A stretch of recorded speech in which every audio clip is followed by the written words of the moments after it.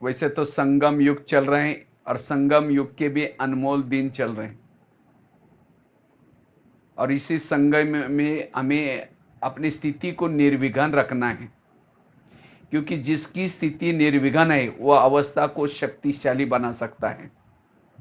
जिनकी स्थिति निर्विघ्न है वही मायाजीत बन सकता है, भविष्य का ऊंचा पद प्राप्त कर सकता है। तो अपनी स्थिति को निर्विघ्न कैसे बनाएं? क्योंकि जो विघ्नों में रहता है वो वायुमंडल को खराब कर लेता है। जो विघ्नों में रहता है वायुमंडल को खराब करता है। जो विघ्नों में रहता है खुश नहीं रहता। जो विघ्नों में रहता है वो शुभ भावना नहीं रख सकता, दुआएं नहीं दे सकता, वो शांति में बैठ नहीं सकता, वो आत्मचिंतन परमात्मा चिंतन नहीं कर सकता। जिसके पुरुषार्थ में विघ्न है वो आत्मचिंतन परमात्मा चिंतन नहीं कर सकता। इसलिए वर्तमान समय निर्विघ्न स्थिति बनाना जरूरी है। अभी 8 दिन पहले एक मुरली चली थी, अव्यक्त मुरली। बाबा ने कहा कि मेरे कितने सेंटर हैं, हमारे कितने जिज्ञासु है, वो महत्व का नहीं है, लेकिन हम निर्विघ्न कितना है वो महत्व का है। बाबा निर्विघ्न बच्चों को ज्यादा पसंद करता है। इसलिए स्थिति को निर्विघ्न बनाने का पुरुषार्थ करना है। विघ्नों से टाइम वेस्ट हो जाता है, शक्तियां वेस्ट हो जाती है, एनर्जी वेस्ट हो जाती है। विघ्न वाला रोता ही रहता है, और जो खुद रोएगा, रोने वालों के आंखों के आंसू कौन पोंछेगा?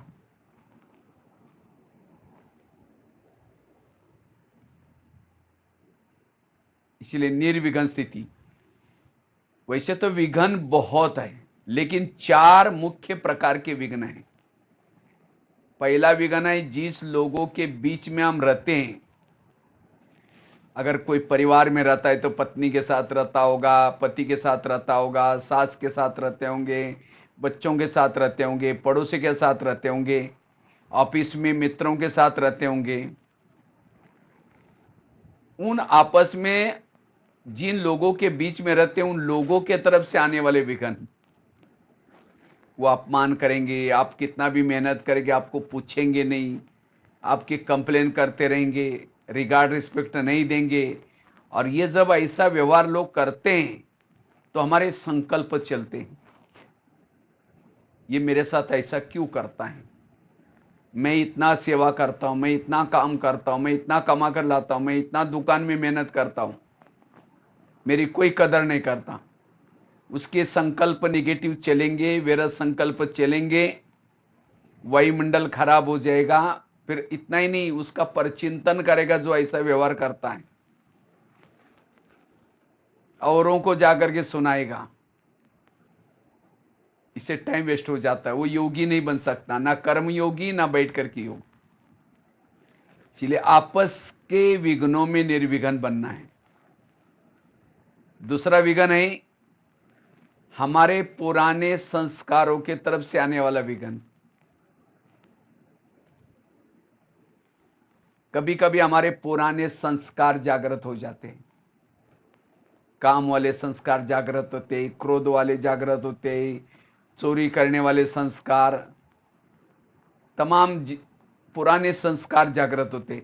और जब ये संस्कार जागृत हो जाते हैं हमारा टाइम वेस्ट हो जाता है। जो मन प्रभु चिंतन करता था वो आज वो संस्कार के बारे में सोच रहे हैं। जो बुद्धि परमधाम में जाती थी आज वो संस्कार का विजन चित्र बना रहे। ये भी एक विघ्न है, संस्कारों का विघ्न। इससे भी वायुमंडल भी खराब हो जाता है, टाइम वेस्ट भी हो जाता है, खुशी भी नहीं रहती संस्कारों के वश होने से, की कमाई चट भी हो जाती है। इसलिए पुराने संस्कार के विघ्नों में भी निर्विघ्न। तीसरा विघ्न है प्रकृति के तरफ से आने वाला विघ्न। कई बार इतनी सर्दी बढ़ जाती है, हम योग में बैठना चाहते तो योग नहीं लगा सकते। कई बार इतनी गर्मी लग जाती है, हम योग नहीं लगा सकते, हाय कितनी गर्मी, योग में बैठे चिड़चिड़ापन आएगा, कभी बीमारी आएगी, ये भी प्रकृति का विघन ही है। जैसे अभी कोरोना आया, कितने सारे प्रॉब्लम्स, बच्चे स्कूल में नहीं जा रहे, बिजनेस ठप होता जा रहा है, ये सब विघ्नों से टाइम इकोनॉमी का प्रॉब्लम आ रहे हैं, तो ये भी एक प्रकार का विघन। चौथा है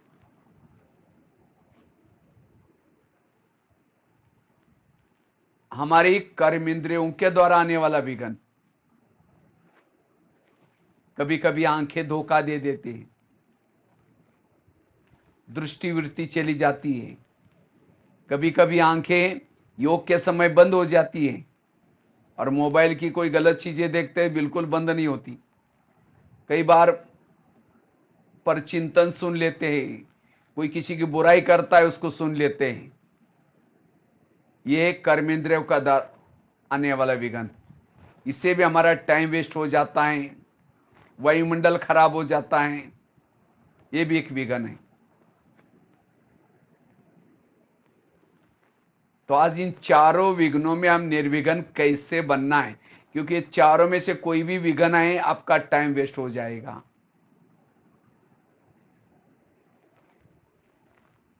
जो कुछ कमाया वो खत्म हो जाएगा, योगी नहीं बन सकते, ना कर्म योगी। इन चारों में से कोई भी अगर आपके पास विघ्न है तो आप एकाग्रचित नहीं बन सकते। तो इन चारों विघ्नों में हम निर्विघ्न कैसे बने, इसके बारे में हम चर्चा करेंगे। तो सबसे पहला विघ्न है आपस में जिन लोगों के बीच में रहते हैं उन लोगों के तरफ से आने वाला विघ्न, हम उसमें निर्विघ्न कैसे बने। आपस में आने वाला विघ्न, उसमें हम निर्विघ्न कैसे बने। याद रखना है, एक ड्रामा की बहुत बड़ी सीक्रेट बात आपको सुनाता हूं।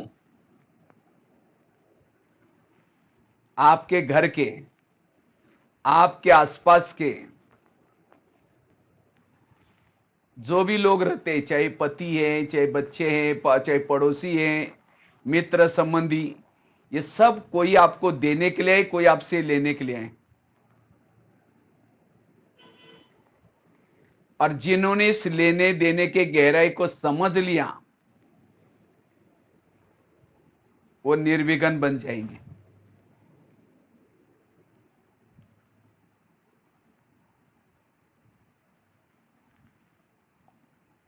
आपके घर में आपको कोई देने के लिए है, कोई लेने के लिए।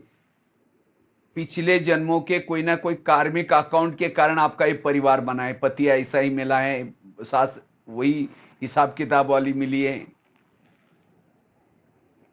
तो जिन्होंने इस गहरी राज को समझ लिया वो कभी भी संकल्प नहीं चलाएंगी ये क्यों करता है, मेरे साथ क्यों करता है, क्योंकि टाली कभी एक हाथ से नहीं बजती, टाली के लिए दो हाथ चाहिए। वर्तमान के मेरे जीवन के प्रॉब्लम ये मेरे ही कोई कर्मों का परिणाम है, इसमें कोई व्यक्ति दोषी नहीं है।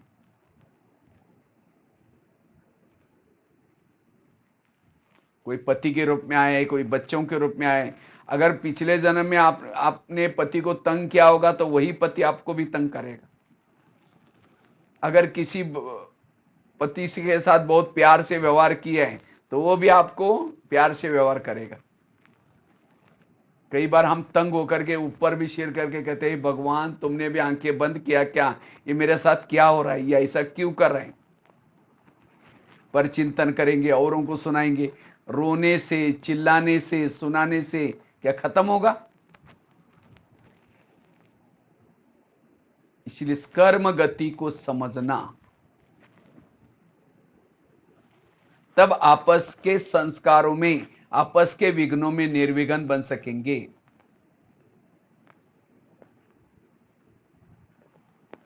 समझे, कोई सास है, बहू को तंग करे, परेशान करे, अगर उस सास और बहू का पिछला जन्म दिखाई जाए, आज जो बहू है पिछले जन्म में उसकी सास थी, 4 बजे उठ करके कमरे में लात मारती थी, झाड़ू पोछा करने के लिए बोलती थी, और आप थोड़ी बोलती है तो रोना आता है। इसलिए अगर मुझे सास तंग करते तो मैंने भी ऐसा उसके साथ व्यवहार किया है, क्योंकि ये दुनिया एक कर्म क्षेत्र है। इस दुनिया में जो बोएंगे वही काटना पड़ता है। अगर बोए हैं करेले और कहेंगे इसको आम कब लगेंगे, आम कैसे लगेंगे? इसलिए इस कर्म गति को समझने की जरूरत है। और जो इस कर्म गति को समझ लेता है वो कभी भी निगेटिव नहीं सोचेगा। इसलिए वर्तमान समय हमें कर्म गति को समझना जरूरी है, क्योंकि दुनिया जो चलते है कर्मों के आधार से चलती है।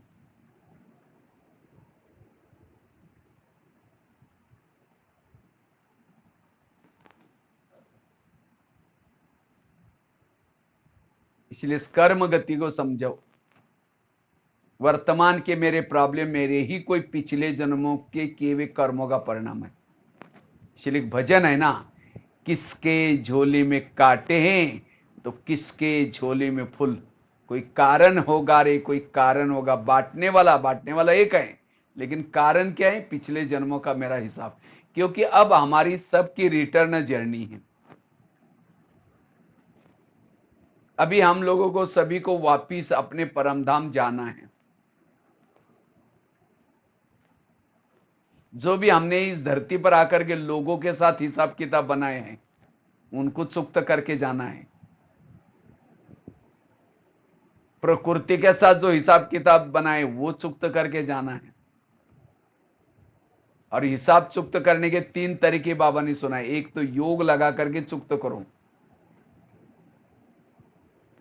बाबा योग लगाने के लिए क्यों बोलता है? क्योंकि जन्म जन्मांतर का जो हमारा जो आपस का प्रकृति का जो हिसाब है इसे कम हो जाता है। अगर योग नहीं लगाएंगे तो वो पति तंग करेगा, बच्चे तंग करेंगे, उसको सहन करने से भी चुक्त हो जाता है, लेकिन इससे सत्युग का पद कम हो जाता है। अगर ये सहन भी नहीं करेंगे, योग भी नहीं लगाएंगे, विनाश विनाश किसी लिए? विनाश मतलब वहां जिसको कहते हैं धर्मराज की सजा। धर्मराज की सजा मतलब ये नहीं करेगा, लेकिन विनाश में जो दुख दर्द होगा शरीर छूटते समय, इससे हमारे हिसाब किताब चुक्त होंगे। लेकिन उसे सत्युग में त्रेता में भी नहीं आएगा, वो मुक्ति में चला जाएगा। द्वापर कलयुग में जाएगा, सत्युग त्रेता में नहीं आ सकता। जो सहन करके चुक्त करते हैं वो त्रेता युग में आएंगे, और जो योग लगा करके चुक्त करते हैं वो सत्युग में आएंगे। इसीलिए कर्मों को चुक्त, जिसको ये नॉलेज है वो आपस के विघ्नों में निर्विघ्न बनेंगे। समझो चलते चलते किसी ने गाली दी, वो क्या सोचेगा? अच्छा इसका भी बहुत दिन का बाकी था, पूरा हो गया। गाली देने के बाद भी उसको लगेगा वो बहुत अच्छा हो गया। ये नॉलेज नहीं है। इसलिए हम जब योग, किसी ने गाली दी, किसी ने अपमान किया, जब योग में बैठेंगे शुरू तो करेंगे मैं आत्मा हूं, श्याम स्वरूप, फिर कहेंगे मेरे को उन्होंने क्यों बोला, फिर कहेंगे छोड़ो कोई बात नहीं, फिर कहेंगे 15 दिन पहले भी तो बोला था, फिर कहेंगे ठीक है मैं आत्मा हूं, फिर कहेंगे सबके बीच में क्यों बोला। वही बातें बार बार याद आई। इसीलिए इस कर्म गति को समझने की जरूरत है। और जो इस कर्म गति को समझता है वो निर्विघ्न रहेगा।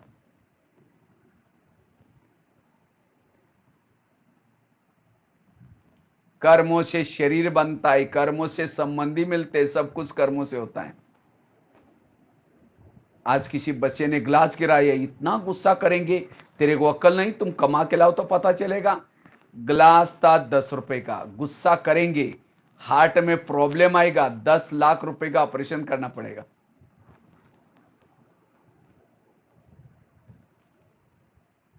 क्या गुस्सा करने से क्या ग्लास फटाफट जुट जाएगा? इसलिए वर्तमान समय हमें निर्विघ्न बनना है। आज घर घर में रामायण चल रहे, महाभारत चल रहे, पति पत्नी का बनता नहीं, सास बहू का बनता नहीं, माँ बाप का बच्चों का बनता नहीं है। और इसलिए शांति कैसी होगी? इसलिए आजकल लोगों को तनाव, टेंशन बढ़ता जा रहा है। तनाव क्या है? ज्यादा सोचना, क्यों बोला, मेरे साथ क्यों। कईयों को तो ऐसे घर के मामलों के कारण रात को चैन की नींद भी नहीं आती। कई कई तो पेन किलर की दवाई खाते हैं, कई तो शराब पीते हैं ताकि थोड़ी शांति हो जाए। ऑफिस की खिटपिट, घर की खिटपिट, क्या शराब पीने से वो ठीक हो जाएगा संबंध? शराब कहते हैं, शराबी शराब को पीता है, बाद में शराब उसको पीना शुरू करते हैं और उसकी बॉडी डैमेज हो जाती है। ये कोई इलाज नहीं हुआ।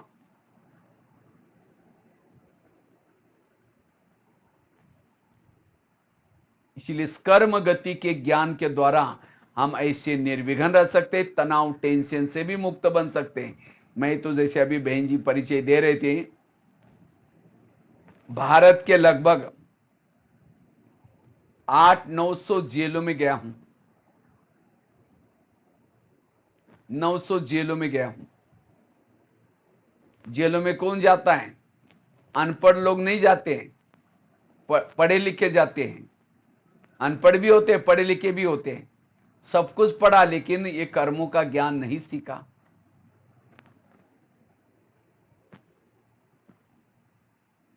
इसलिए कर्म गति के ज्ञान के द्वारा निर्विघ्न बनो। कुछ भी होता है सहनशील बनो।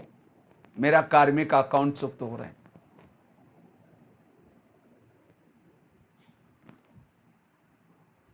आज ये कर्मों का ज्ञान नहीं है, विघ्नों में जो रहता है उसको बीमारियां भी होती है, क्योंकि तनाव, टेंशन आने से दिमाग हमेशा गर्म रहता है, क्योंकि ज्यादा विचार चलते, ये मेरे साथ क्यों हुआ, इन्होंने ऐसा क्यों बोला, तनाव निर्माण होता है। और जिसको तनाव निर्माण होता है उस समय उसके दिमाग में केमिकल्स उतरते, उसे शरीर की बीमारी होती है। इसीलिए कहते हैं ना, जिसका पाव गरम, पेट नरम, दिमाग ठंडा, उस घर में कोई डॉक्टर है उसको मार दो डंडा। वो डॉक्टर आने की जरूरत नहीं है। जिनके पांव गरम रहते हैं, जिनका पेट नरम रहता है और दिमाग ठंडा रहता है, वहां डॉक्टर आने की जरूरत नहीं। लेकिन आजकल उल्टा होता है, पांव रहते हैं ठंडे और दिमाग रहता है गरम। आजकल सबके पांव ठंडे, क्योंकि कहीं भी जाना है स्कूटी में चलेंगे या रिक्शा में चलेंगे। इसलिए आजकल सभी रिक्शा को यूज करेंगे, पैदल नहीं चलेंगे। इसीलिए क्या होता है, पांव रहता है ठंडा और दिमाग रहता है गर्म।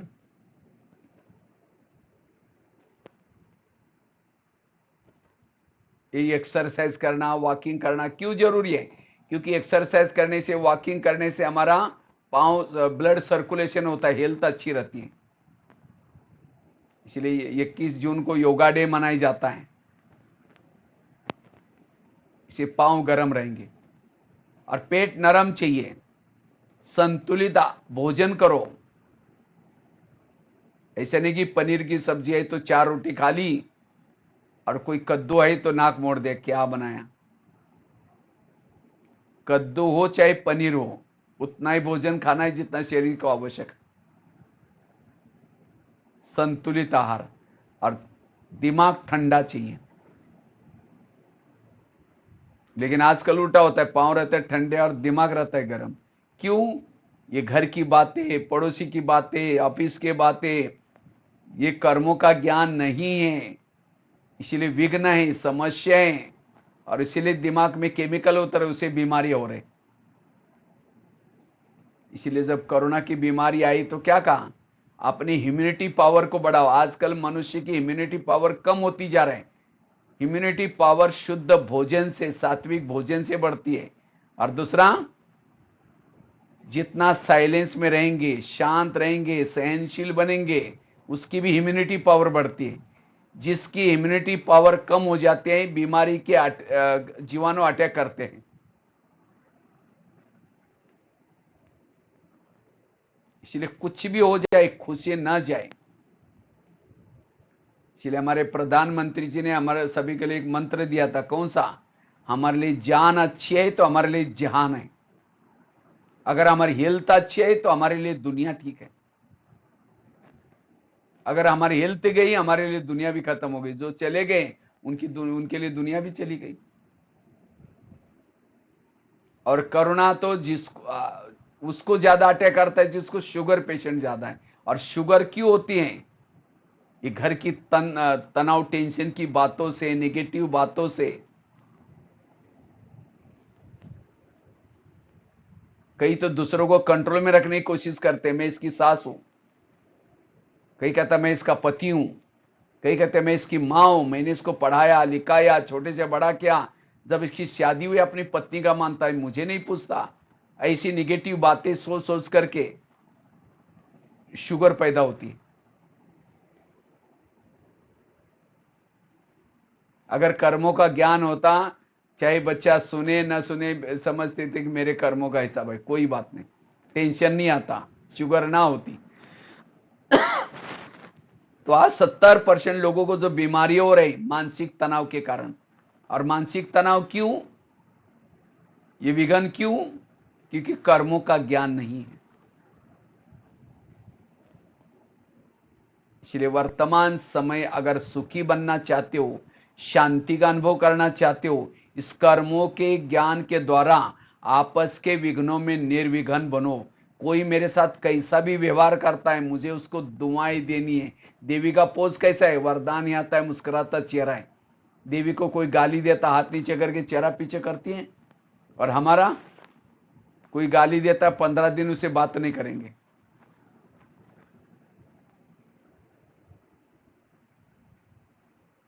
इसलिए निर्विघ्न बनो।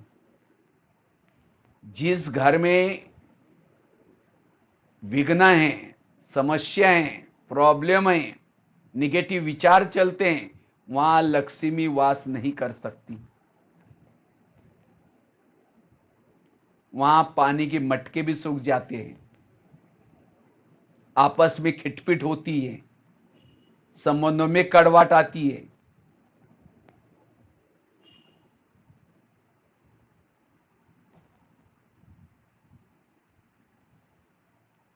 इसलिए अगर मुझे घर में शांति में रहना है, निर्विघ्न बनूं। क्यों बाबा कहते हैं कि बच्चे स्वयं को निर्विघ्न बनाओ, अपने सेंटर को निर्विघ्न बनाओ, क्योंकि इससे ही वायुमंडल बन जाएगा। नहीं तो अगर हम विघ्नों में हैं तो वायुमंडल भी नेगेटिव रहेगा। सेंटर में आने के बाद भी शांति कैसी होगी? आपको मिलने के बाद भी शांति कैसी मिलेगी? इसलिए अपना जीवन को निर्विघ्न बनाओ। कुछ भी चला जाए, खुशी न जाए। और उसके लिए इस कर्म गति को याद रखना।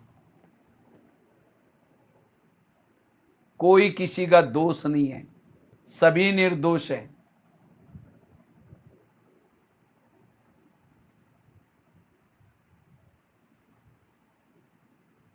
ड्रामा के ऊपर विश्वास रखना। मेरे आसपास के जो भी लोग हैं, सब मेरा कल्याण करने वाले हैं। चाहे कोई झगड़ा करने वाला हो, कोई माताजी का पति शराब पीने वाला भी हो, तो भी उसको क्या करना है? निर्विघ्न रहना है। और ही बाबा को कहना है कि बाबा ऐसा ही पति मुझे 5000 साल के बाद भी जरूर देना। आप कहेंगे शराबी है, मारता है, पीटता है, और ऐसा पति किसी लिए चाहिए? नहीं, यही पति से मेरा कल्याण होगा, क्योंकि ड्रामा कल्याणकारी है। अब उस माता के लिए तो सतयुग में भी पति में मिले होंगे, त्रेता भी में मिले होंगे, द्वापर में भी मिले होंगे, अभी भी मिला है। सतयुग का पति तो बहुत अच्छा था, देवता था, सोने के महल थे, पुष्पक विमान था। लेकिन क्या उस पति के कारण उसको बाबा मिला? और अभी का पति मारता है, पीटता है, भले गरीबी है, कौन मिला है? बाबा मिला है। इसलिए वाह ड्रामा, वाह वाह बाबा वाह। विघन नहीं पैदा करना है। पति कैसा भी हो, सास कैसी भी हो, पड़ोसनी कैसी भी हो, हमें कहीं छोड़ के नहीं जाना, वही रहना है। लेकिन अपनी सोच को बदलो। संगम युग में महान भाग्यशाली वो हैं जिनके जीवन में प्रॉब्लम ज्यादा आती है, समस्या ज्यादा आती है। अगर आपको पति तंग न करता, सास तंग ना करती, अगर कोई ब्रह्मा कुमारी आपको सेंटर पर बुलाती, माता जी थोड़ा ज्ञान सुनने के लिए आओ ना, कहेंगे मैं बहन जी हमारे घर में बड़ी शांति है, नहीं चाहिए तुम्हारा ज्ञान। उस पति का धन्यवाद, उस सास का धन्यवाद, तंग किया इसलिए अशांति हुई, इसलिए सेंटर पर आई, इतना अच्छा ज्ञान मिला, दैवी परिवार मिला, और इसी से सतयुग में जाएंगे। इसलिए वहां मेरी पड़ोसनी, वहां मेरा पति, वहां मेरी सास, वहां में रहो, खुश रहो, तब निर्विघ्न रहेंगे, तब सहन शक्ति आएगी। निगेटिव सोचने वालों के पास सहन शक्ति नहीं होती।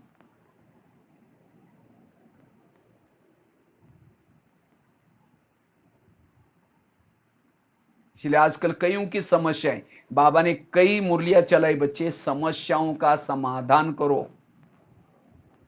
कारण जो आपके जीवन में है, पति के कारण, उनके कारण, ये कारणों का निवारण करो। No question, no correction, no quotation, no opposition, मन चुप रहे।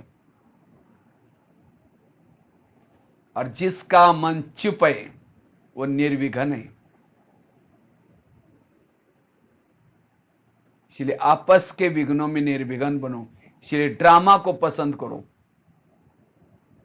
कुंती के सामने जब कृष्ण जाता है, कुंती को पूछता है तुमको क्या वरदान चाहिए, तुमने बहुत भक्ति की है, सोना चांदी जो भी मांगो मैं तुमको देने के लिए तैयार हूं, तुम्हारे भक्ति का फल मैं दे रहा हूं। तो कुंती कहते हैं मुझे सोना चांदी नहीं चाहिए, मुझे जीवन में समस्याएं चाहिए। तो कृष्ण कहता है तुम ये क्या मांग रहे। तथास्तु करके उसको क्या क्या वरदान दिया। फिर कहा कि तुमने ये क्यों नहीं मांगी, सोना चांदी क्यों नहीं मांगा, समस्या क्यों मांगी।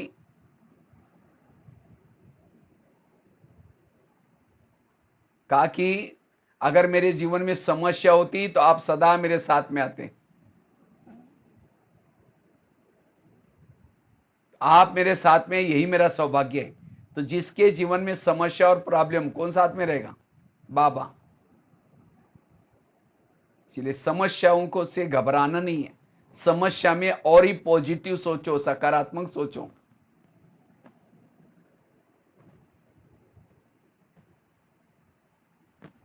निर्विघ्न बनना है। वाह ड्रामा, वाह वाह बाबा वाह।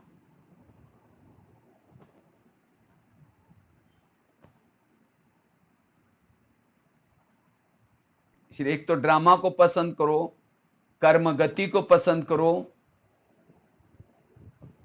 गीता का, रामायण का, महाभारत का एक मंत्र है, जो हुआ अच्छा हुआ, जो हो रहा अच्छा, जो होगा वो भी अच्छा। मेरे जीवन की हर घटना में कल्याण है। मेरे जीवन की हर घटना में कल्याण है। चाहे मेरी कोई चुगली करे, चाहे मेरी ट्रांसफर यहां से वहां करे, उसमें भी कल्याण है। इसीलिए सोच करके विघ्न पैदा नहीं करो। जो निगेटिव सोचता है, विरस सोचता है, वो राई को पहाड़ बना देता है और ही विघ्न दलदल में फंसता है। सोच सोच करके दलदल बना दी।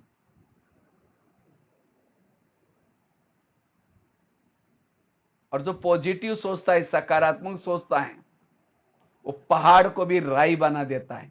इसलिए बीती हुई बातों को बिंदी लगा दो। ये टाइम विघ्नों का चिंतन करने का, विरत चिंतन का नहीं है। ये टाइम है निर्विघ्न बनने का।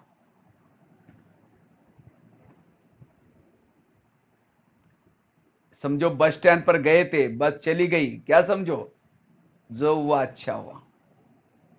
अब बस गई, इतना गुस्सा करेंगे, देखो मेरे को टिफिन बना, नाश्ता बनाकर नहीं दिया, इसलिए मैं घर से दर देर। अब क्या गुस्सा करने से क्या बस वापस आएगी।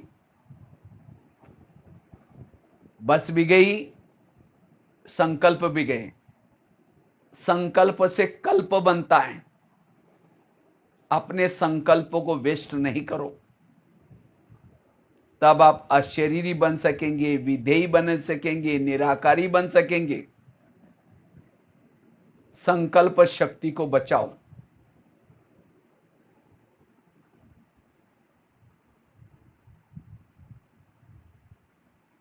एक रामायण की घटना आप लोगों के साथ शेयर करता हूं।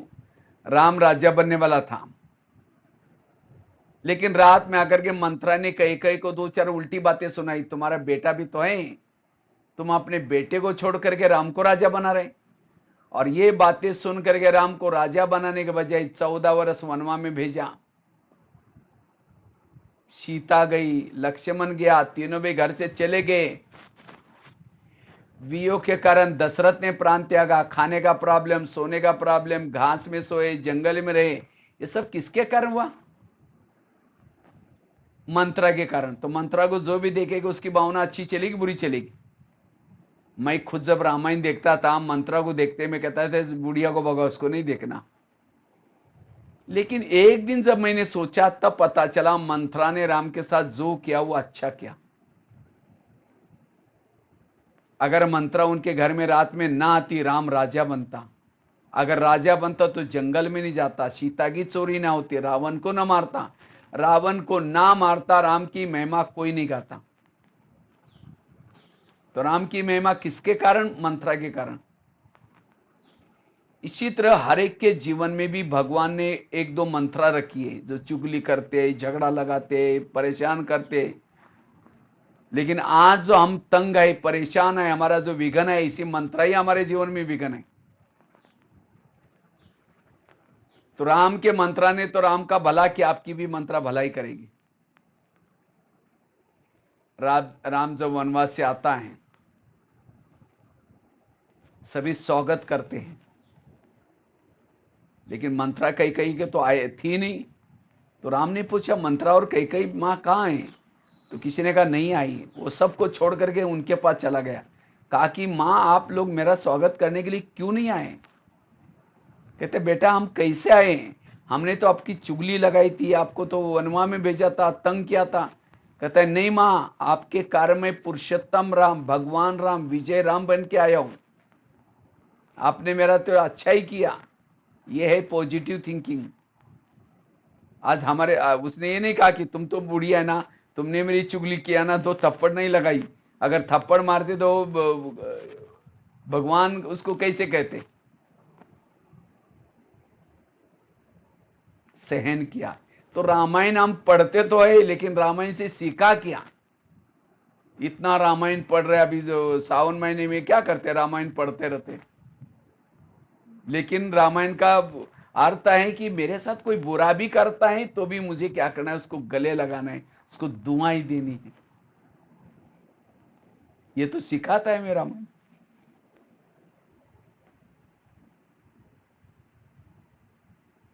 इसलिए जिसने आज तक आपको तंग किया, आज सब शाम को अभी योग कराएंगे 7 से 7:30। उसी योग में आज तक जिसने तंग किया, जिसने विघ्न डाली, उसके जिसके लिए नफरत है, घृणा है, आज क्या करना है, सभी को इमर्ज करके सबको धन्यवाद दो। आप लोगों ने हमें तंग किया, हमारा बहुत अच्छा हुआ, लेकिन फिर 5,000 साल के बाद भी तंग करने के लिए जरूर आना, आपका स्वागत है, आपके कारण हमारा भला हुआ। तो तब उस व्यक्ति के प्रति आपका विघन नहीं रहेगा। आपस के विघ्नों में हम निर्विघ्न बन सकेंगे, दुआएं दे सकेंगे, शुभ भावना रख सकेंगे, शांति में रह सकेंगे। इसलिए जो हुआ अच्छा हुआ, जो हो रहा अच्छा, जो होगा वो भी अच्छा। इस मंत्र को पक्का करना, तब आपस के विघ्नों में निर्विघ्न बन सकेंगे। रोज सवेरे की अगर आप मुरली पढ़ते हैं, मुरली से अपने आप को पॉजिटिव बनाते हैं, तब भी आपस के विघ्नों की छोटी छोटी बातें दिखाई नहीं पड़ेगी। ये मुरली है पॉजिटिव विचार। दादी जानकी जी 6-7 बार मुरली सुनती थी, पढ़ती थी। आप कितना बार पढ़ते? एक बार भी मुश्किल से। क्योंकि मुरली का चिंतन करने वालों को आपस के कोई विघ्नों का ये नहीं पड़ेगा, असर नहीं पड़ेगा। इसीलिए मुरली, और मुरली की कीमत लाखों करोड़ है। आप कहेंगे सेंटर पर पैसे देते, पैसे नहीं देते, ज्ञान देते। स्कूलों में टीचर कोई बच्चों को पैसा नहीं बांटता, ज्ञान बांटता है। और जितना वो बच्चा ज्ञान लेता है, अच्छे मार्क से पास होगा। नौकरी अच्छी लगेगी, जीवन भर में पैसा आएगा। पैसा क्यों आया? क्योंकि उसने ध्यान से पढ़ाई पढ़ी थी। इसी तरह इस युग परिवर्तन के समय बने, बाबा ने विद्यालय खोला है, प्रजापिता ब्रह्मा कुमारी शिव विश्वविद्यालय। और इस विद्यालय में जो रेगुलर पंक्चुअल पढ़ते हैं उनके स्वभाव बदलेंगे, संस्कार बदलेंगे, और सत्य वापिस सभी परम धाम में जाएंगे।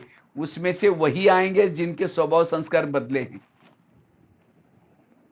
इसलिए कलयुग में अभी 800-900 करोड़ लोग हैं और सतयुग में 9 लाख। क्यों? बाकी सबको बुलाते हैं, लेकिन कहते हैं दीदी हमारा दुकान खोलना पड़ता है, खेती करनी पड़ते है, आप लोग तो सन्यासी बन गए, आप लोग तो छोड़ दें। बस ऐसा बहाना बनाते हैं। उनको बोलते हैं भगवान आया है, ये आया, लेकिन विश्वास ही नहीं होता। ये तो बोला ऐसे बोलते रहते।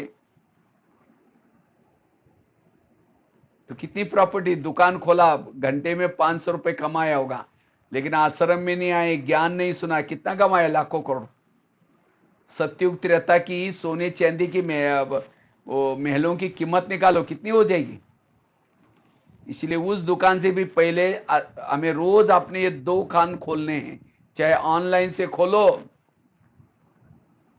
चाहे अभी लॉकडाउन तो धीरे धीरे ढीला होता जा रहे हैं। जब लॉकडाउन खुलेगा तो सेंटर पर भी जरूर आकर के हमें सुनना है, क्योंकि मुरली के द्वारा ही हमें सुख मिलेगा, पॉजिटिव बातें मिलेगी, आपस के संस्कारों में हम निर्विघ्न रह सकेंगे। आज हमारे अगर जीवन में विघ्न है, नॉलेज की कमी, ज्ञान की कमी है।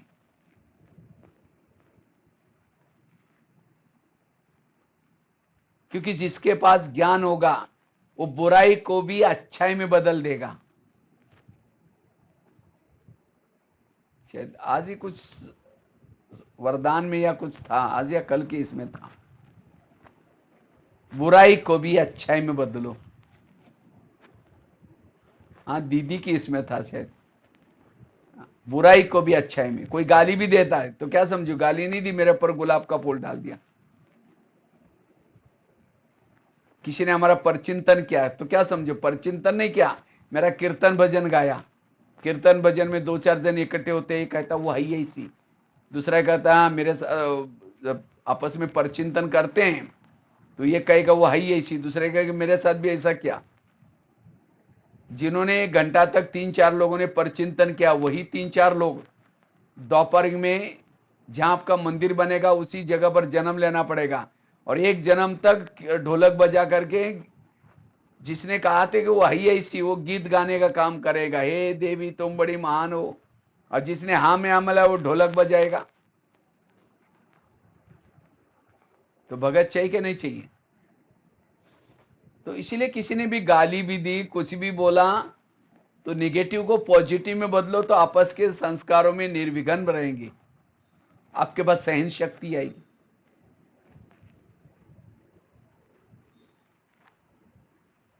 बुराई को भी अच्छाई में बदलना। तो आपस के संस्कारों के लिए हमें आपस में विघ्नों में निर्विघ्न बनने के लिए क्या क्या बताया? एक तो कर्म गति की गहराई आपको बताई। जो इस कर्म गति को समझता है वो आपस के विघ्नों में निर्विघ्न बन सकता है।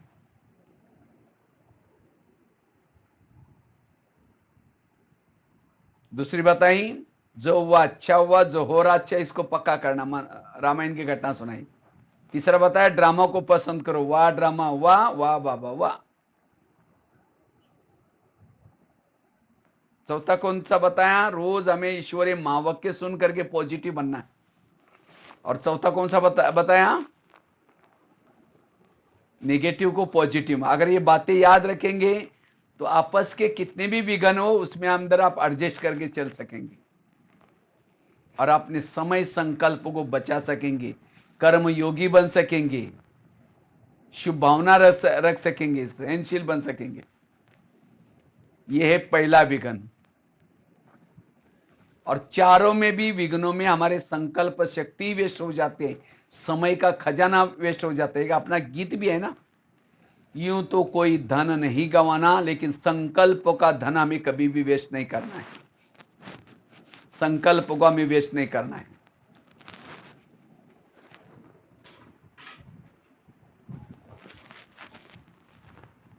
दूसरा विघन बताया था, उसमें हमें निर्विघन बनने के लिए पुराने संस्कारों के तरफ से आने वाला विघन।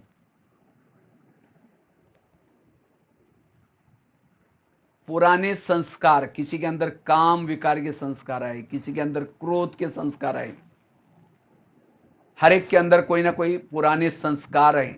अगर इस संस्कार को खत्म नहीं करेंगे,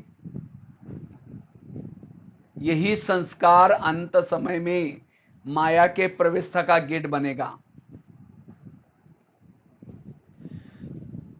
इसलिए पुराने संस्कारों को परिवर्तन करना है।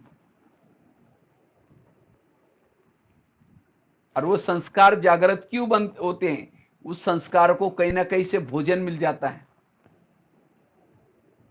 हवा पानी मिल जाता है।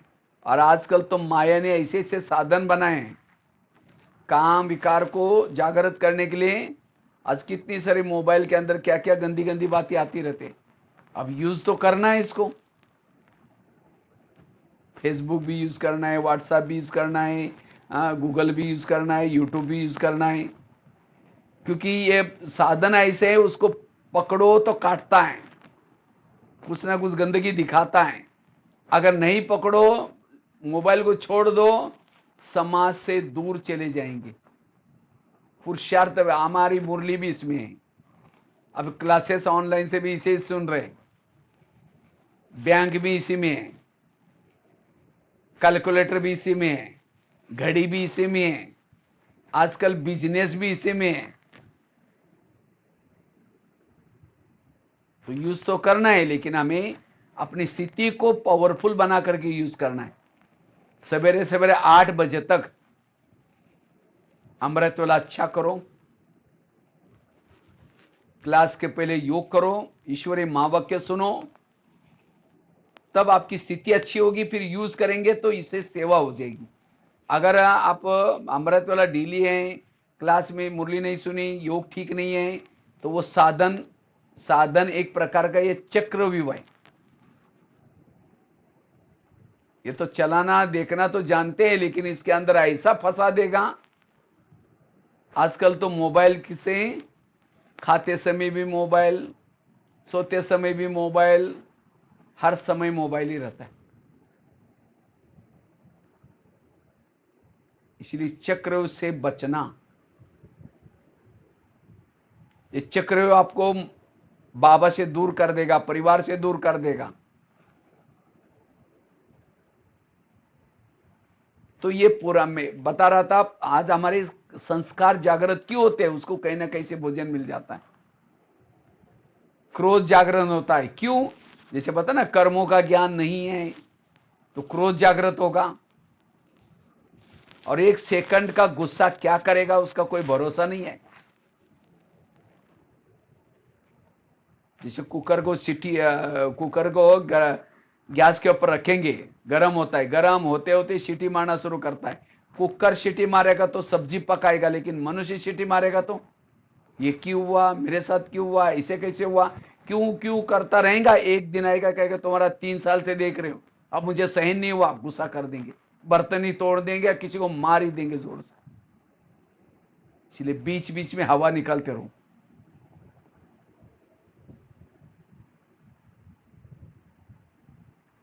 इसलिए निर्विघ्न बनना है। नहीं तो ये क्रोध आने से, निगेटिव सोचने से कई बीमारी होती है। आज किसी को पेट की बीमारी होती है, ईर्ष्या करने वालों को पेट की बीमारी होती है। किसी को दूर का कम दिखता है, दूसरे की बुराई को आंखें फाड़ फाड़ के देखेंगे, आंखें फाड़ेंगे, बड़ी बड़ी करेंगे तो आंखों की पुतली फैल जाएंगी। फिर डॉक्टर का कहेंगे डॉक्टर जी मुझे आजकल धुंधला दिखता है। डॉक्टर कहेगा आपको चश्मा लगाना पड़ेगा। चश्मा तो लगाया, फिर भी बुराई देखना नहीं छोड़ेंगे, नंबर बढ़ता ही जाएगा। आज किसी को स्पॉन्डिलाइट होता है, गले का प्रॉब्लम, रास्ते में जा रहे सब्जी लाने के लिए, देखेंगे वो क्या करती है, वो क्या करता है, इधर उधर देखते जाएंगे। जो इधर उधर देखता है उसको स्पॉन्डिलाइट होता है। फिर डॉक्टर के पास जाएंगे, कहेंगे डॉक्टर जी मुझे आजकल गले में अकड़न हो रहे। तो डॉक्टर कहता आपको चेक करता है, कहता आपको स्पॉन्डिलाइट हुआ। और डॉक्टर एक बड़ा सा पट्टा लगाता है। जब बड़ा सा पट्टा लगेगा 6 महीना ना इधर देखेंगे फिर ना इधर देखेंगे, सीधा देखते चलना पड़ेगा। अगर पहले सीधा देखो तो प्रॉब्लम होगा ही नहीं।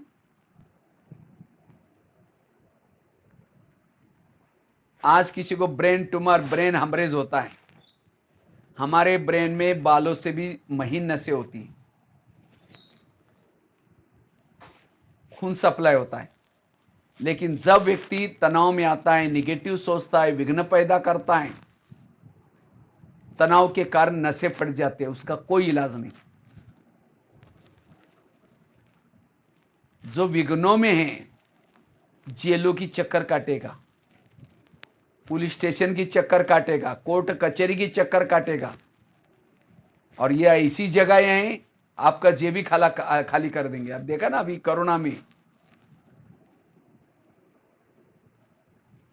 नारियल भी महंगे हो गए,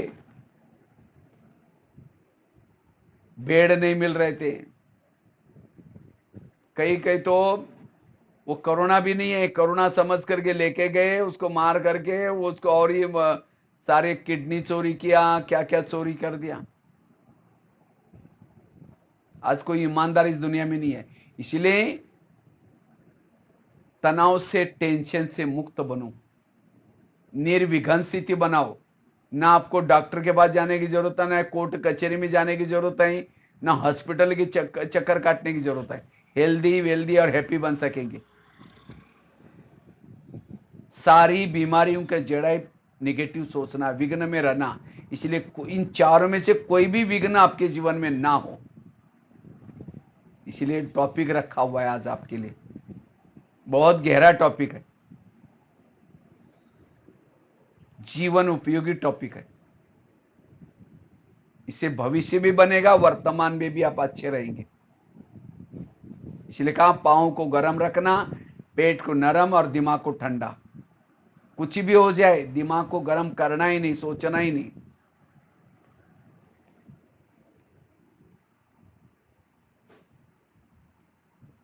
तो बता रहे थे हमें पुराने संस्कारों को परिवर्तन करना है। मम्मा मम्मा क्यों बनी? मम्मा एक गलती दोबारा नहीं करती थी।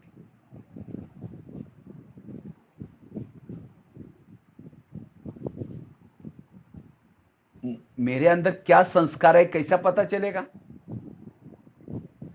आप जीवन के 9 साल तक जाओ पीछे, सबको अपना 9-10 साल का बाद का लाइफ याद है। तो 9-10 साल से लेकर के ज्ञान में आने तक आपने कौन से संस्कार के वश होकर के भूले किए थे वो याद करो। उसके बाद ज्ञान में आए, ज्ञान में आने के बाद भी, ज्ञान होने के बाद, समझ होने के बाद फिर भी मेरे पर कौन सा संस्कार अटैक करता है वो चेक करो। और ये है मेरा कड़ा संस्कार और मुझे उसको परिवर्तन करना है। यही बीच बीच में आता है।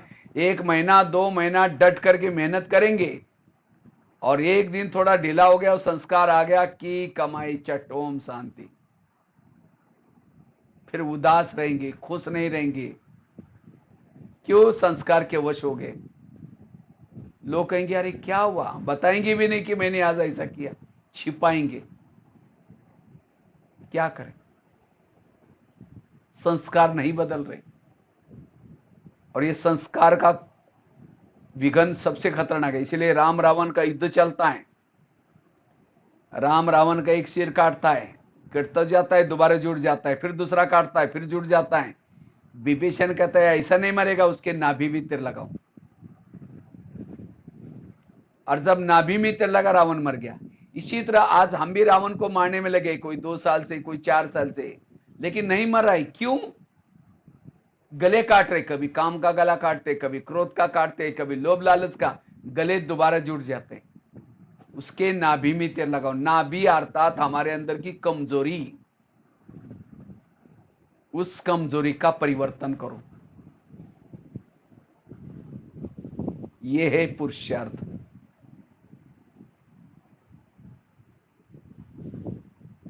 और जब तक कमजोरी का परिवर्तन नहीं करेंगे, विजय नहीं बनेंगे।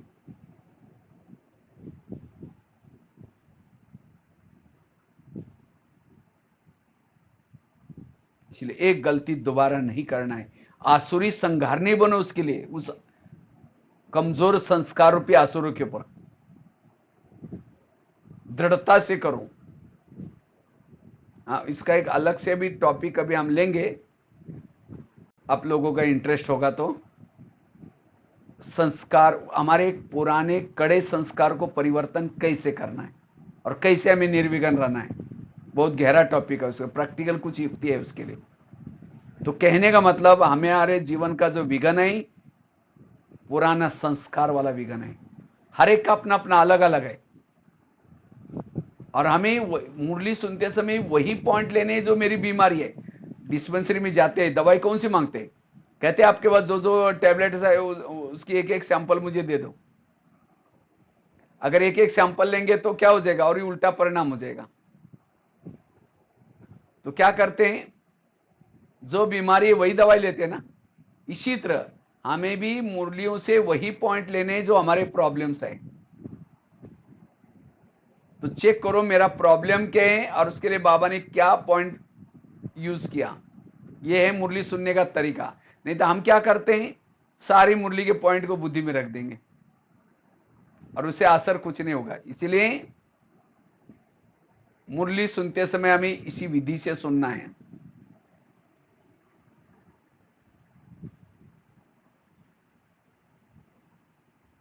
और उस संस्कार को परिवर्तन करके ही छोड़ना है, अन्यथा यही संस्कार फिर अंतिम समय आपको फेल कर देगा, तब आप निर्विघ्न रह सकेंगे। तो संस्कारों के विघ्नों में निर्विघ्न बनना है।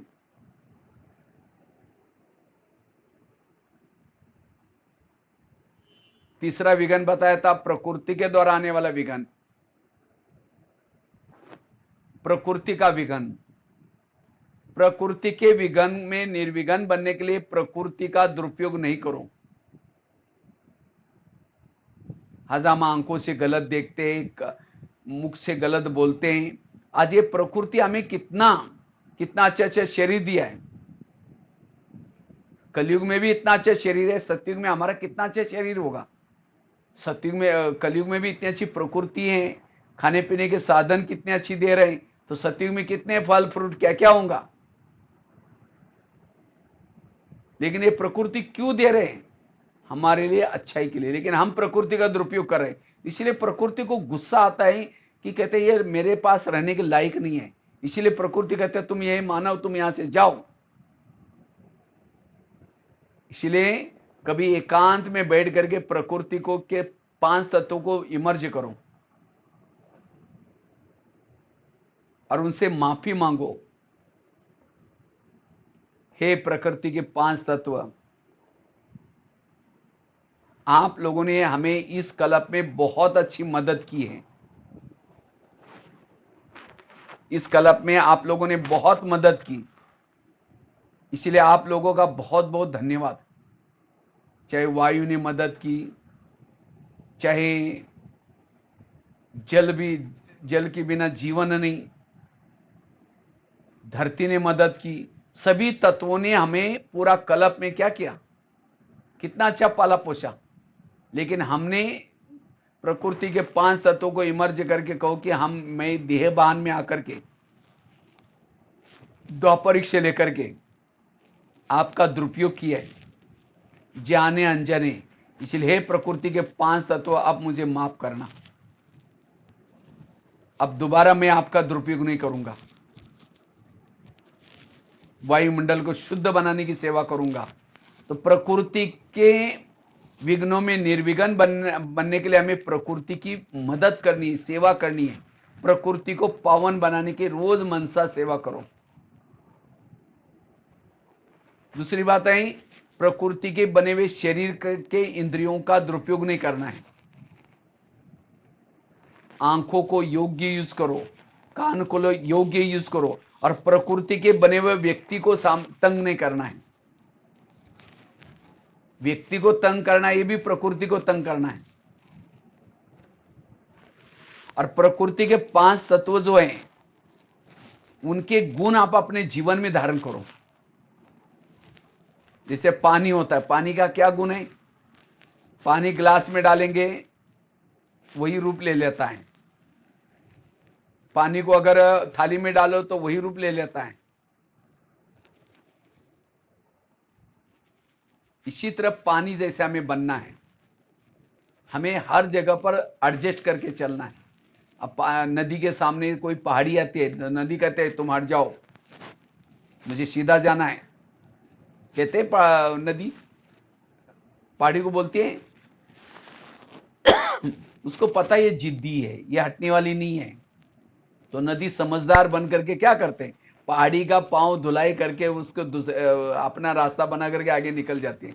अगर उसको पहाड़ी को हटाने में लग जाए तो नदी के टुकड़े टुकड़े हो जाएंगे, खड्डे पड़ जाएगी पानी के, और उस खड्डे में जमा हुआ पानी मच्छर मक्खियां पैदा होगी, पीने के लायक भी नहीं होगा।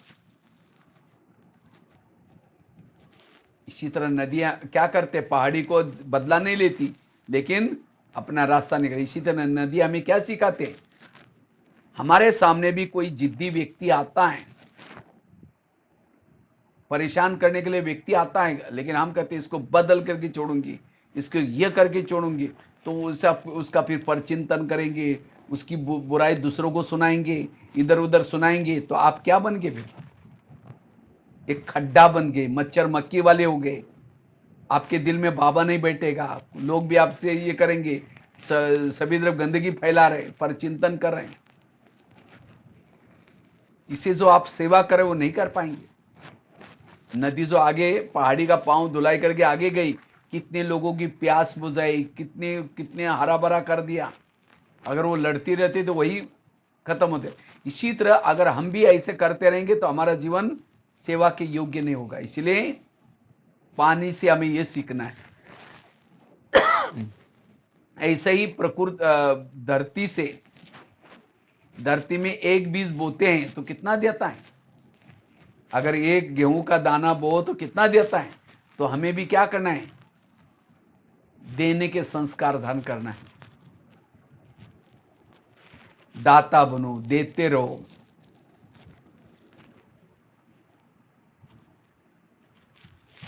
इसलिए एक एक तत्व, और जैसे आकाश होता है, आकाश कैसा होता है?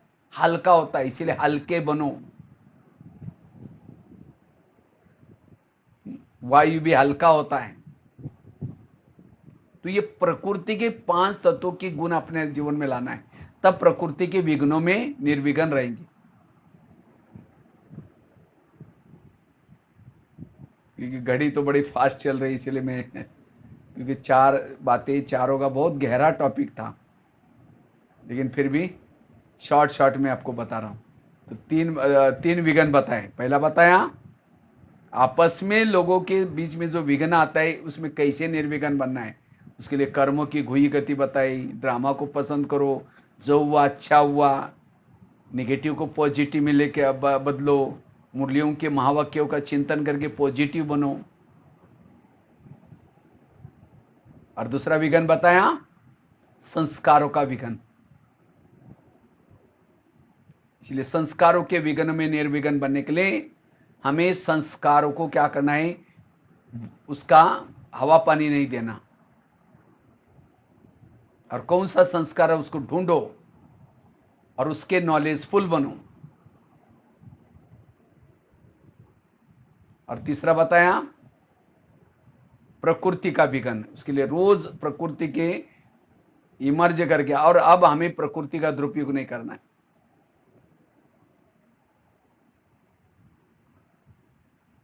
आज आम खा रहे हैं, क्या आपने लगाया था आम? तो किसका खा रहे हैं? पूर्वजों ने लगाया था। तो जब पूर्वजों ने हमारे लिए हमारा ध्यान रखा, तो हमें भी औरों का भी ध्यान रखना है ना। केवल आम खाने में ही मस्त नहीं होना है, लेकिन आम का पेड़ भी तो लगाओ। आज ऑक्सीजन देता है, ऑक्सीजन की कितनी कमी पड़ी। क्यों आजकल क्या करते हैं, मैं अभी पिछले साल शायद मई महीने में, पिछले नहीं 2 साल पहले मैं वहाँ गया था हिमाचल। तो हिमाचल के जंगलों में आग लगी थी। तो मैंने वहाँ लोगों को पूछा कि ये जंगल में आग क्यों लगती है। कहा कि बच्चे जब स्कूल में आते हैं ना, स्कूल में आते हैं तो आते आते क्या करते हैं, माचिस लेके आते हैं, और माचिस लेके आते हैं तो क्या करते हैं, मजाक करके जंगल में ये कर लेते हैं। और वहाँ का जो पेड़ है उसके अंदर नीचे जो पड़ता है उसका क्या, चीड़ का पेड़ बोलते हैं कुछ, तो वो तुरंत पकड़ लेता है, उसमें अंदर कुछ तेल का अंश होता है और पूरा जंगलों में आग लगता है। अब समझो अगर एक बच्चे ने भी मस्ती कर दी तो आग पकड़ते पकड़ते पकड़ते कितनी पंछी मर जाते हैं, कितने प्राणी मर जाते हैं, कितना पेड़ ये हो जाते हैं, जिंदे पेड़ जल जाते हैं। अरे भाई, पेड़ों ने हमारा क्या बिगाड़ा है, और ही हमें ऑक्सीजन देते हैं। इसलिए हमें पेड़ को लगाना, ये करना। अगर ऐसे ही पेड़ काटते रहेंगे तो हमारे पीठ के पीछे सिलेंडर बांधना पड़ेगा, हर एक के पीठ के पीछे सिलेंडर बांधना पड़ेगा और उसको भरने के लिए पैसा देना पड़ेगा। इसलिए हमें हर एक को कोई ना कोई पेड़ लगाना है, पानी भी डालना है, उसको बड़ा भी करना है। तो ये भी प्रकृति को हमने हेल्प की, केवल कहना नहीं है लेकिन करना। अभी बरसात आ रहे हैं, हाँ भाई जी, वो क्या नाम मैं भूल गया, शिवराम भाई कुछ नाम है। हाँ, आप लोग ये बनाना प्रोग्राम बीच में, आप कुछ पेड़ लगाना, ठीक है। तो इस तरह से प्रकृति के तत्वों से ये हो जाएंगे। और चौथा लास्ट का विघन है, अगर हमें निर्विघन बनना है, कर्मेंद्रियों के द्वारा आने वाला विघन, और इन तीनों में से सबसे खतरनाक विघन ये है। इस विघ्नों के कारण तीनों भी विघन पैदा हो जाते हैं। कर्मेंद्रियों का द्वारा आने वाला विघन, तो कर्मेंद्रिय के द्वारा आने वाले विघ्नों में निर्विघन बनो। आंखों पर कंट्रोल रखो, कान पर कंट्रोल रखो, मुख के पर कंट्रोल रखो। ऐसे नहीं कि मुख आपको चला रहे हैं, हाँ, इंद्रिया आपको चला रहे हैं, लेकिन नहीं, हमें क्या करना है, इंद्रियों को चलाना है, न कि इंद्रिया हमको चलाएं। ब्रह्मा बाबा ने यही पुरुषार्थ किया। बाबा ने नारायण का पद प्राप्त किया। क्यों? बाबा रोज इंद्रियों का दरबार लगाते थे। बाबा के पास एक डायरी मिली थी, हे मेरे आंखें, हे मेरे कान, हे मेरे मन, तुम बुजुर्ग वो इसको मिलते हैं, वो दुश्मन, मेरे दुश्मन से मिलते हो तो वजीर, ऐसे ऐसे बाबा बातें करते थे। हमारा इतना ध्यान है। कहते ना, अंधेरे नगरी चौपट राजा, टकेसर बाजी टकेसर खाजा। इस नगरी का राजा सोया, उसके अंदर जो चाहे हो रहा है। इसी तरह आज आंखें जो चाहे देख रहे, कान जो चाहे सुन रहे, मुख जो चाहे बोल रहे हैं, और यही आज हमारे विघ्नों का कारण है। हमारे जीवन जो विघन है, विघन कहीं और से नहीं आ रहे, हमारी इंद्रियों के द्वारा विघन आ रहे। ये काम, क्रोध, लोभ, मोह, ये इसको कौन अंदर एंट्री देता है? ये कर्म इंद्रिया। इसीलिए कहते हैं चैरिटी बिगेन्स एट होम। आप अपने घर को सुधारो। घर मतलब लौकिक नहीं, शरीर आत्मा का पहला घर है। तो क्या आपके घर के ज्ञान में चलते सभी? कान ज्ञान में चलता है, आंखें ज्ञान में चलती हैं, मुंह ज्ञान में चलता है, मन ज्ञान में चलता है। अगर आंखें ज्ञान में चलती तो कोई मोबाइल की गलत चीजें, इंटरनेट की क्यों देखती? किसी की सुंदरता क्यों निहारती? कान ज्ञान में चलता तो परिचिंतन की बातें क्यों सुनता? इसलिए साप्ताहिक का कोर्स क्या करो, इन इंद्रियों का करो। इन इंद्रियों का साप्ताहिक का कोर्स करो।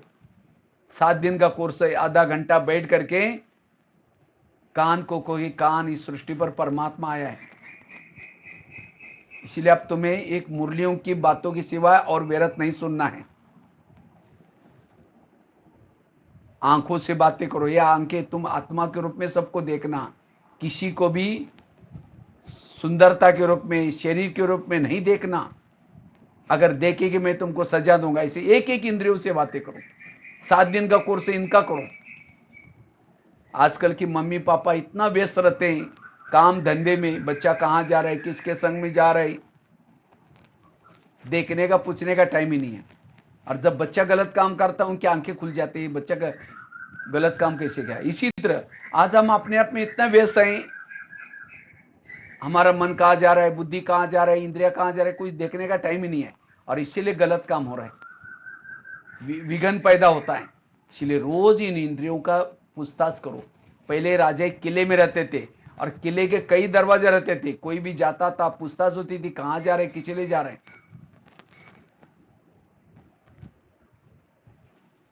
इसलिए ये है पुरुषार्थ निर्विघ्न बनने का। इस युद्ध के मैदान में अगर विजय बनना है, इंद्रियों का भी सहयोग चाहिए। अकेला ज्ञान में चलने से विजय नहीं बनेंगे। जब कृष्ण रथ में बैठता है, पहले घोड़ों को प्यार करता है, थपथपाता है, तो हमें भी क्या करना है, हमारे घोड़े कौन है, आंखें, कान, मुंह। हम भी जब सवेरे नहाते धोते अपने घोड़ों को प्यार करो, हे मेरे कान, आज तुम ऐसी कोई बातें नहीं सुनना जो मेरा सिर झुक जाए। हे आंखें, तुम कोई ऐसी गलत चीजें नहीं देखना जो मेरा सिर झुक जाए। हे मुख, तुम कोई ऐसी बातें नहीं बोलना जिसे कोई आत्मा राजन कोई आत्मा मेरे से नाराज हो जाए, मुझे बदवाई दे, मेरे से रूठ जाए। उनको प्यार करो, समझाओ। पानी नौका के ऊपर से जाए, नौका पानी के ऊपर से जाएगी, पार कराएगी, लेकिन नौका के अंदर अगर पानी आएगा तो डुबा देगा। जो इंद्रियों को चलाता है वो पार हो जाता है, जिसको इंद्रिया चलाते वो डूब जाता है। इसलिए वर्तमान समय स्वराज्याधिकारी का पुरुषार्थ करना है। भविष्य में जो राजा बनने वाले, कौन बनने वाले, इसलिए बाबा ने वो जो शब्द वो उसी दिन यूज किया, वंडरफुल शब्द था। बाबा ने कहा कि कितने तुम्हारे सेंटर हैं, कितने तुम्हारे जिज्ञासु हैं, वो महत्व का नहीं है, महत्व का है निर्विघ्न। इसलिए बाबा का और एक शब्द आता है, आप अंडरलाइन करेंगे बच्चे, स्वराज्य अधिकारी बनो। स्वराज्य अधिकारी, सो विश्व राज्य अधिकारी। जो संगम युग में इंद्रियों पर शासन करता है वही भविष्य का विश्व राज्य अधिकारी बनता है। ये बाबा ने कोई मुरली में नहीं कहा कि जो जोन के इंचार्ज हैं या जो मधुवन में रहते हैं, जिन्होंने मम्मा बाबा को देखा है, जो बहुत पुराने, वो राजा बनेंगे। राजा बनने का आधार है स्वयं पर शासन कितना किया, क्योंकि जो अपनी इंद्रियों पर शासन करता है वो सबका प्रिय बनता है, कहीं कि माता बड़ी अच्छे, ये भाई बहुत अच्छा है।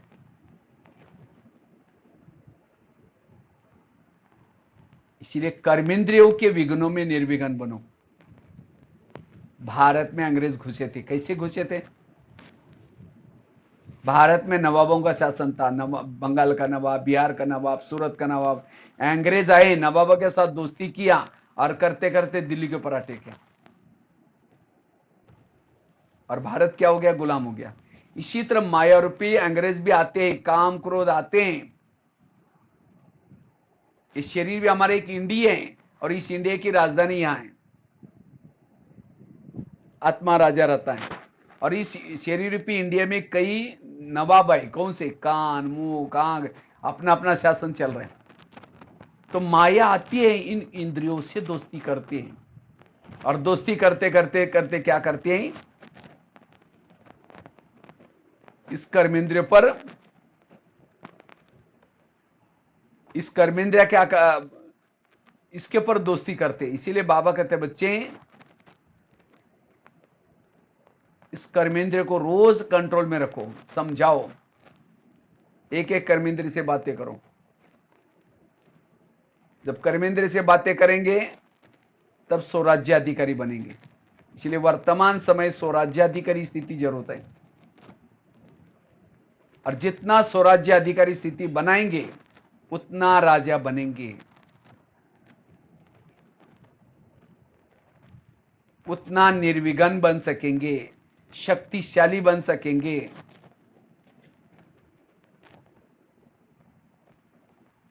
इसलिए रोज हमें अपना क्या करना है, कर्मेंद्रियों का दरबार लगाना है।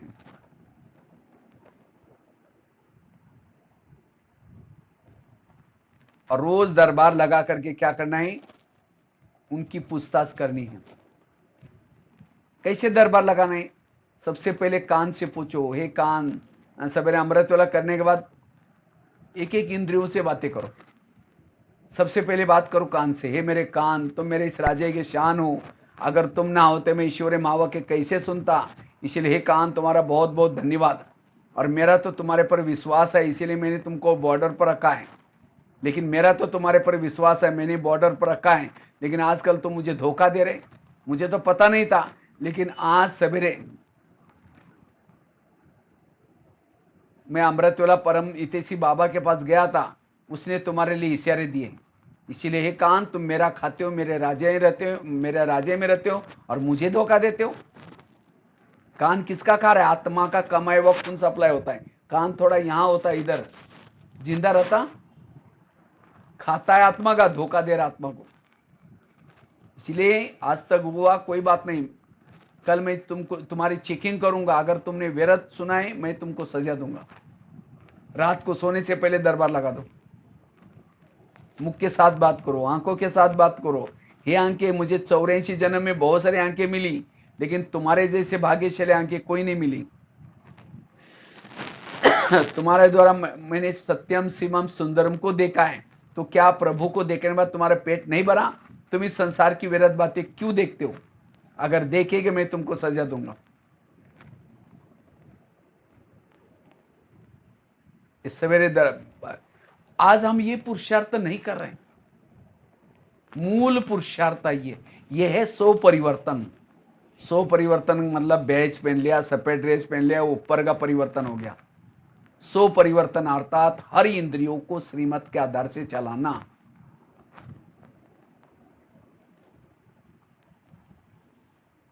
जिसकी इंद्रिया श्रीमत प्रमाण चलेगी उसको शांति है, उसको ही सुख है।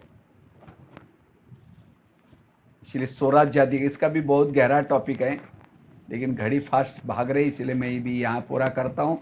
15 मिनट हम अच्छी तरह पावरफुल योग करेंगे, ठीक है? अब सभी कमर सीधी करके बैठेंगे।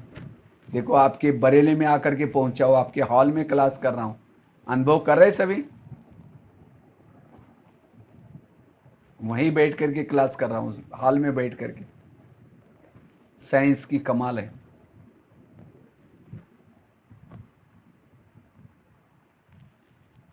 चलो आप सभी योग में बैठेंगे। सभी अपने आप को भ्रुकुटी में आत्मिक स्वरूप में स्थित रहेंगे।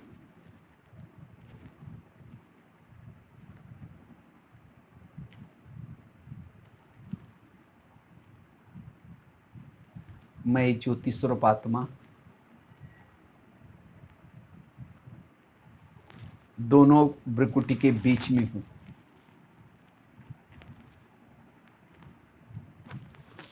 इस शरीर मेरा एक वस्त्र है। इन आंखों के द्वारा देखने वाली, कानों के द्वारा सुनने वाली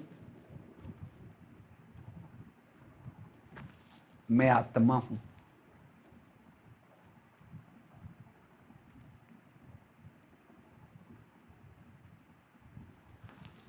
अब मेरी रिटर्न जर्नी है।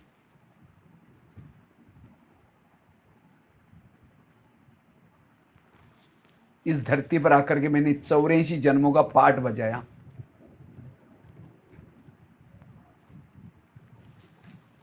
हर जन्म का पाठ मेरा हीरो पाठ रहा। महान आत्माओं के अंग संग में मैंने पाठ बजाया।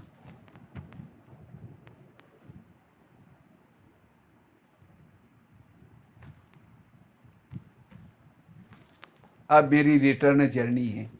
युग परिवर्तन का समय है। अब मैं साकार शरीर से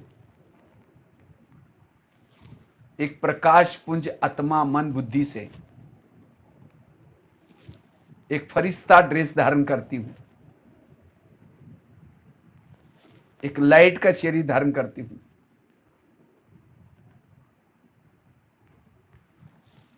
जैसे मैंने लाइट का शरीर धारण किया, मैं एकदम हल्की हो गई हूं।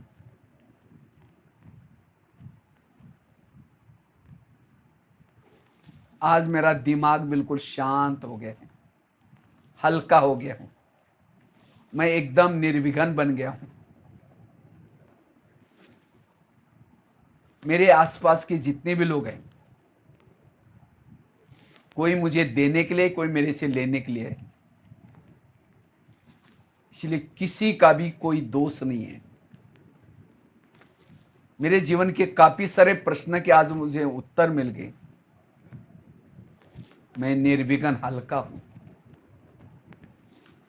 मेरा ड्रामा कल्याणकारी है। मेरे जीवन की हर घटना में कल्याण है।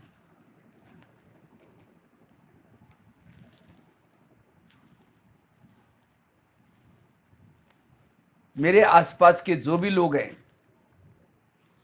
सब कल्याणकारी है। आज तक मेरे जीवन में जो हुआ वो भी कल्याण था, वो जरूरी था। वर्तमान समय जो हो रहा है वो भी कल्याणकारी, और भविष्य में भी जो कुछ होगा वो अच्छा ही होगा, क्योंकि कल्याणकारी परमात्मा ने मेरा हाथ पकड़ा हुआ है। जो भी मेरा करेगा वो कल्याण ही करेगा। मेरा 100% उसके ऊपर विश्वास है। मैं बिल्कुल लाइट हूं, हल्की हूं।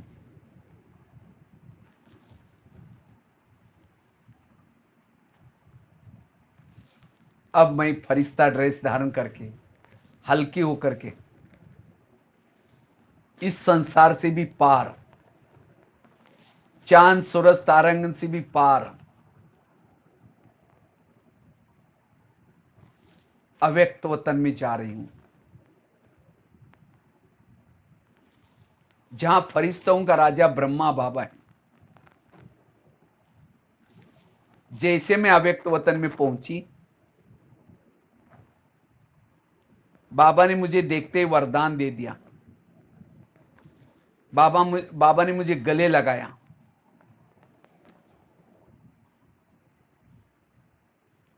जैसे बाबा ने मुझे गले लगा करके स्वागत किया, मैं मेरी जन्म जन्मांतर की सारी थकान मिट गई।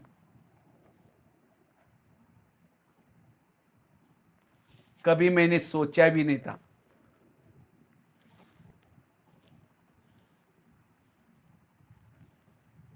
अब एकदम लाइट माइट। अब बाबा ने एक हाथ मेरे मस्तक के ऊपर रखा हुआ है। बाबा मुझे पावरफुल दृष्टि दे रहे हैं।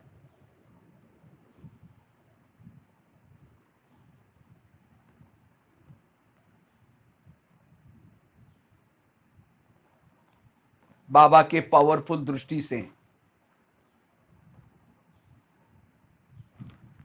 मैं लाइट माइट बन रही हूं।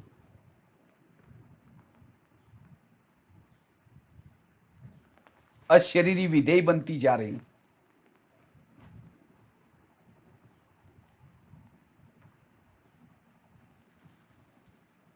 अब इस प्रकाश का शरीर को भी यहीं छोड़ करके मैं अशरीरी विधि आत्मा अपने मूल वतन में जाती हूं।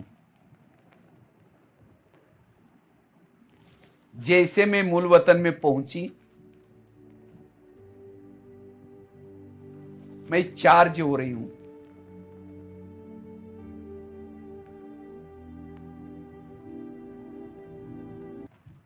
सर्वशक्तिवान की किरणों के नीचे हूं, आत्मलोक में हूं।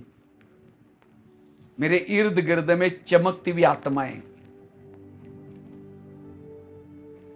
और मैं भी चमकती हुई बिंदु। सर्वशक्तिवान शिव बाबा के किरणों के नीचे।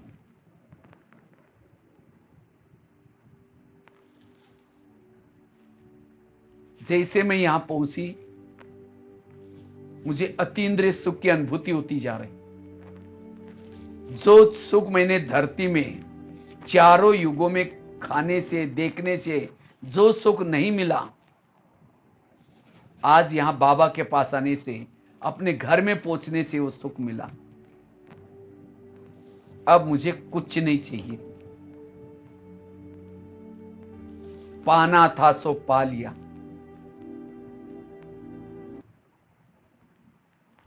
मैं भरपूर हूं, शक्तिशाली हूं। जिस प्रभु को मैं मंदिर में ढूंढती थी, मेले मलाकड़े में ढूंढती थी, आज वो प्रभु मेरे सामने है, बुद्धि रूपी नेत्र के सामने। मैं अपलक होकर के उस प्रभु को देख रही हूं, उसकी सुंदरता को निहार रही हूं। बाबा की शक्तिशाली किरणों से मेरी आत्मा के अंदर जो भी विकारों के जर्म थे, वो सारे नष्ट होते जा रहे हैं। मैं ऊर्जावान बनती जा रही हूं, ज्वाला स्वरूप बनती जा रही हूं।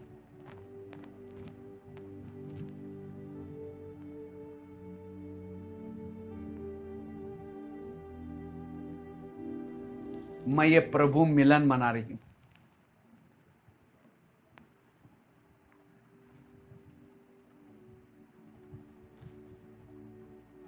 अब मेरे जीवन में कोई विघ्न नहीं है, कोई समस्या नहीं है।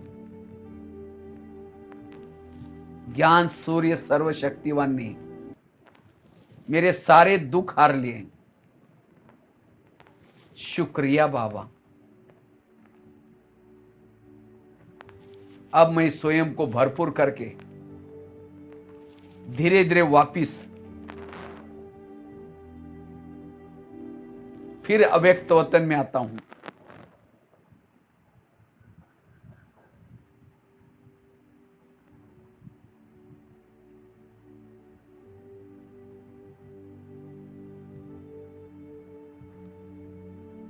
जैसे मैं अव्यक्त वतन में पहुंचा,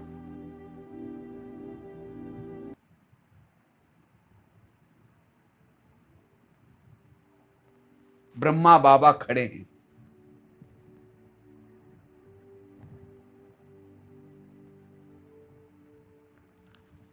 बाबा ने मुझे देखते ही वरदान दे दिया, तुम साधारण नहीं हो, तुम शिव शक्ति हो, भक्तों की इष्ट हो।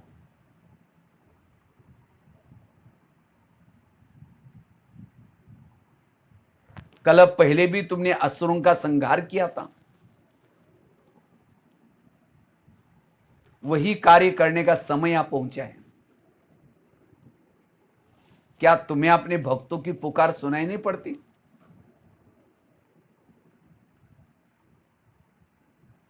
तुम तो कलप कलप की विजयी हो, पूज्यात्मा हो, तुम कर सकती हो। तुम्हारा जन्म इसके लिए ही हुआ है। बाबा की बातें सुनते ही मेरे अंतर की शक्तियां जागृत हो रही। बाबा ने मुझे ड्रामा की ढाल दिया,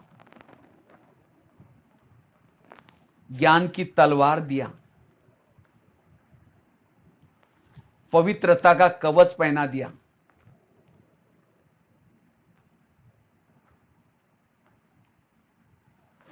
शक्ति का प्रतीक त्रिशूल दिया।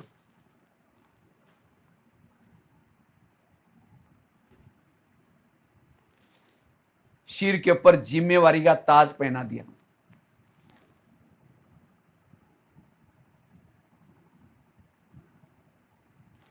और मस्तक पर विजय का तिलक लगाते हुए कहा,